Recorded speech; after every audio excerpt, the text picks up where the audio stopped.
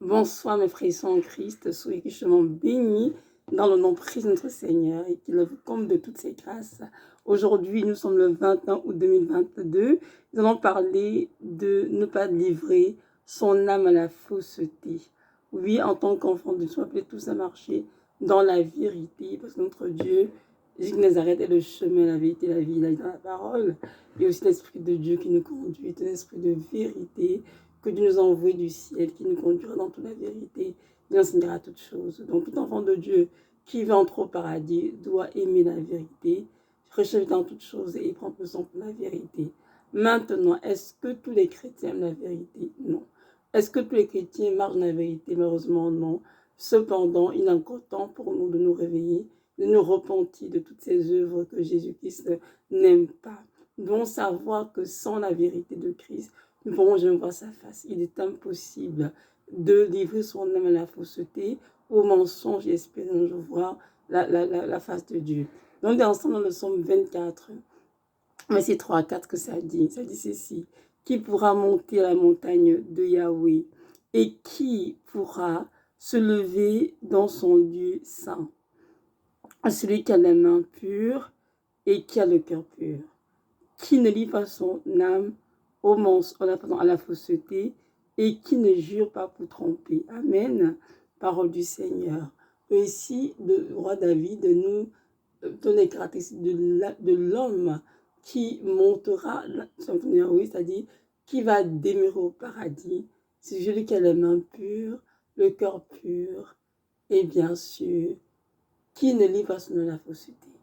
Dans cette vidéo, je vais mettre en face sur ne pas livrer son âme à la fausseté. Cela veut dire quoi? C'est important de le comprendre parce que parfois, ça peut être une expression qui semble nébuleuse pour une personne et c'est important que nous comprenions bien de quoi il est question. Comme il a entendu la vidéo, notre Dieu est un Dieu de vérité. Donc tous ceux qui l'aiment et qui veulent marcher dans sa volonté doivent aimer la vérité et s'attacher fermement à la vérité. Lorsque vous n'enseignez pas ça, ne pas lui sur la fausseté, ça veut dire de ne pas avoir un esprit faux, un esprit tordu. Nous dans nos pensées, oui, on peut être faux dans nos propres pensées. Et nous devons éviter tout ce qui nous relie à la fausseté, au mensonge. Je prends un exemple. Les actes de naissance falsifiés, c'est quelque chose de très courant dans plusieurs pays. Des pays dans lesquels les actes de naissance sont falsifiés pour dans des grandes écoles ou bien de voyager pour beaucoup de raisons. Nous devons savoir que les actes de naissance falsifiés, c'est-à-dire tronqués, comment dirais-je, émis faussement, sont des choses qui constituent dans nos vies des péchés et il faut s'en repentir. Parce qu'un enfant qui a une naissance falsifiée ne peut pas entrer au ciel sans repentance. Parce que falsifier de naissance, c'est commettre devant le Seigneur un péché qui est la fausseté. Ce que Dieu déclare dans la naissance est faux. Tu es né peut-être, je sais pas moi, en 84 et toi tu mets ça que tu es né en 88. Tu es né à tel endroit, tu changes de ville ou de pays. Tout cela attriste le Saint-Esprit. Je veux que vous sachiez que je mets dans cette vidéo pour vous condamner aucunement. Personne meilleur que vous, mais juste pour que nous comprenions qu'il y a des choses dans nos vies qui ont été faites. Et de cela 20 ans, 40 ans, 10 ans, mais qui sont à nos yeux peut-être normales, mais aux yeux de Dieu, ce sont des péchés. Et comme il dit dans mes vidéos, tout péché peut être pardonné, peut être confessé. Alors ceux qui ont fait ces choses n'ont pas confiance au Père, ne peuvent pas obtenir miséricorde et par conséquent ne pourront jamais entrer au paradis, que ce soit après la mort, ou que ce soit après l'enlèvement. Ils ne pourront pas. Donc je vous inviter, tous les parents qui ont falsifié des enfants, on dit pardon au Seigneur. Les enfants qui eux ont falsifié les actes de naissance, étant adulte, je vous invite à vous repentir le Seigneur. Il lui demande de vous purifier, de vous restaurer, et il vous dira quoi faire pour rester toutes choses. Car c'est un Dieu fidèle, c'est un Père qui a compassion de nous. Oui, les actes de naissance falsifient également les faux papiers. Deux exemples pour illustrer ce que je dis n'est pas de ma fausseté. Il y a des gens qui ont fait des faux papiers, soit pour l'étranger, soit pour travailler, pour beaucoup de choses. Ces personnes ont usurpé l'identité de quelqu'un d'autre pour vivre, travailler, faire beaucoup de choses. Non, Dieu, c'est un péché, il faut s'en repentir. Peu importe combien de temps vous avez fait cela, ça ne veut rien dire pour le Seigneur. Déjà que c'était un peu devant ses yeux, ça vous était juste, c'était normal. Devant Dieu, c'était un péché, vous devez donc vous en repentir. Et nous donnons au Seigneur comment faire pour retrouver votre propre identité à vous. Parce que dans le monde spirituel, chacun de nous a une date de naissance, a un nom bien précis. Et on ne peut pas vivre cette terre en utilisant le nom de quelqu'un d'autre. Peu importe les motivations, peu importe les intentions, il est temps pour nous savoir que c'est un péché du Seigneur. Afin que au ciel, il y a des noms sont inscrits sur chaque livre, que le livre des œuvres, que dans le livre de vie, notre nom est écrit, tel que on nous appelle sur cette terre. Donc, comprenons bien que usurper l'identité de quelqu'un d'autre, que ce soit pour travailler, que ce soit pour voyager, quoi que ce soit, dans le système péché, il faut s'en repentir. Alors, ce que nous je vous invite fortement à vous repentir sans le Seigneur, à ne plus recommencer. Il vous dira quoi faire pour vous puissiez vous sentir et vous restaurer toutes choses. Troisième exemple que je vais prendre, il s'agit ici d'ouvrir les comptes sur, je sais pas, Gmail, Hotmail, Facebook, Twitter, Instagram, etc. En utilisant des informations qui sont fausses, qui ne sont pas de vous. Vous pouvez vous dire, oh non, c'est sur Internet, Dieu ne voit pas. Dieu voit absolument tous mes frères et mes sœurs. Si tu veux ouvrir un compte Facebook, tu ne dois pas écrire que ton nom c'est tel, que tu appelles autre chose. Tu ne dois pas mentir sur ton âge. Tu dois dire la vérité. Donner les informations exactes pour ouvrir ton compte. Par exemple, beaucoup d'enfants sont trouvés à mentir parce qu'ils sont pressés d'avoir un compte, une adresse courriel ou un compte Gmail ou Instagram, etc.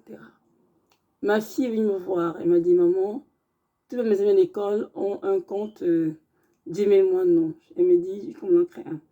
Pas de problème, son frère ici. On donne de l'âge, elle ne marchait parce qu'elle était plus jeune que l'âge demandé. Elle m'a dit, moi, si tu peux mettre telle année, menti pour pouvoir avoir accès. J'ai dit non, si tu le fais, on dit c'est un péché. Elle a pleuré. Je lui ai dit, peu importe tes pleurs, mon enfant, je ne peux pas te faire cela parce que dans le Seigneur, c'est un péché, c'est mentir, c'est pratiquer de la fausseté. Tu dois mettre tes émotions exactes, dans une sens exact tel que tu es né et ne pas changer. Lui, tu attends tout simplement l'âge. Quand tu auras l'âge, tu auras un compte et puis c'est tout. Si vous dites, mes frères et sœurs, beaucoup d'enfants de Dieu ne le savent pas et jouent avec cela. Vous devez être vrai partout. N'essayez pas d'utiliser des informations incorrectes ou fausses pour vous ouvrir des comptes sur ces plateformes. Évitez cela et demandez au Seigneur vraiment pardon. Vous avez fait, allez corriger, bien sûr. Et donnez au Seigneur ce qu'il faut faire pour que toute chose soit purifiée et corrigée. C'est très important. Sachez que beaucoup d'enfants de Dieu aiment le Seigneur, mais ils ne savent pas qu'il y a beaucoup de pièges, des petits pièges que Satan venir subtilement sur le chemin et qui pourront leur coûter l'enlèvement. C'est à nous de veiller quand le Seigneur de prier, de veiller sur nos voies et d'être alerte aux ruses du diable. C'est à nous de veiller sur nos voies, pas tomber dans la fausseté, dans le mensonge de Satan. Alors, je vous encourage, vous qui faites cela, de vous repentir, parents, enfants, et de ne plus jamais recommencer. Un quatrième que je vais adresser, pour illustrer toujours, ne pas livrer son mensonge, je dis quoi, la fausseté, pardon, je dis quoi, il s'agit des faux actes de mariage. Beaucoup de personnes se marient pour avoir des papiers. Et beaucoup le font parfois aussi parce qu'ils sont en détresse. Ils ne savent pas quoi faire, je peux comprendre. Mais vous savez, dans le monde spirituel, Jésus-Christ ne peut pas ignorer sa parole. Sa parole est la vérité. Et c'est cette parole qui jugera tous les êtres humains, dont tous ceux qui sont mariés. Parce que Dieu a ordonné, parce qu'il s'aimait, mais juste parce qu'il voulait s'offrir l'un ou l'autre des papiers d'immigration, ou je ne sais pas trop, avoir que c'est un pays quelconque. Vous devez vous repentir, sincèrement le Seigneur. Demandez pardon et implorer sa miséricorde. Si vous ne le faites pas, croyez-moi, vous ne verrez jamais la face de Dieu dans cet état. Même si vous avez fait il y a 10 ans, 20 ans, 30 ans, même si vous êtes divorcé, remarié, avec peut-être la femme de votre vie, l'homme de votre vie, avec des enfants, dans le monde spirituel, là, ça constitue toujours une tâche dans votre vie. Et vous devez vraiment vous en repentir, dans le Seigneur la grâce, de ne plus recommencer, qu'il puisse vous purifier. Vous savez, nous sommes appelés dans la vérité de Christ, dans toute la vérité. Parce qu'en Christ, il n'y a point de ténèbres. Et que l'enfant de Dieu dise, j'aime le Seigneur, mais beaucoup fricotent avec un peu de Dieu, un peu de Satan. C'est très bien que le 100% que vous donnez à Satan, il utilisera cela pour vous conduire tout droit en enfer. Et il passera ça tout l'éternité à se moquer de vous et à vous torturer. Parce que vous avez été un chrétien, on va dire en vain, qui n'a eu aucun fruit parce qu'il n'a eu aucun paradis. Notre but en tant que chrétien, ce n'est pas de plaire aux hommes, ni à un pasteur, ni à un prêtre, ni à des leaders, ni aux membres de nos familles, mais c'est d'entrer au paradis. Tant et aussi longtemps que je n'ai pas dit, entre bon et fidèle serviteur dans votre maître, on passe ceci de nous sanctifier. Nous devons travailler avec un de salut, de telle sorte qu'un jour, quand on entend le Seigneur Jésus qui nous dit, bon et fidèle serviteur, entre dans le doigt de ton maître. Pour mes frères et sœurs en Christ, je nous invite tous à revoir nos vies, à revoir toutes nos erreurs du passé, mais avant Christ, même si on a commis ces choses avant de nous vivre au Seigneur, c'est-à-dire certaines naissances falsifiées, je ne sais pas moi, les faux papiers, peu importe ce que c'est, nous devons, comme demander pardon pareil, parce qu'un péché reste un péché. Alors, faites-le, et en au Seigneur vraiment la grâce, le plus vite de vous sanctifier.